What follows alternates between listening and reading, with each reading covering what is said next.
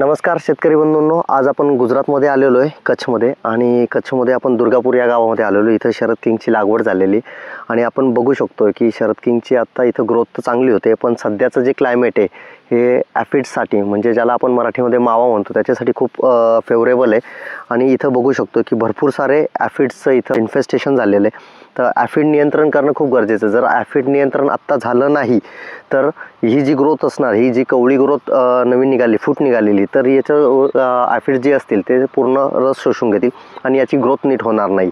तर ॲफिड नियंत्रण खूप महत्त्वाचं आहे. तर ॲफिडचं व्यवस्थापन करण्यासाठी आपल्याला सध्या 2 स्प्रे घ्यायचे आहेत. त्याच्यामध्ये पहिला स्प्रे आपल्याला घ्यायचा आहे सोलोमन प्लस ग्रबिट.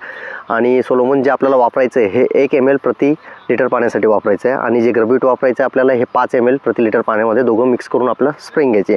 आणि तो स्प्रे झाल्यानंतर एक 6 ते 7 दिवसांनी आपला दुसरा स्प्रे काढायचा आहे.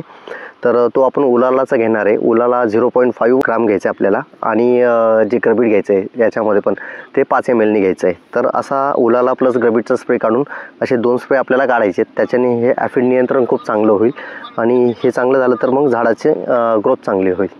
थँक्यू.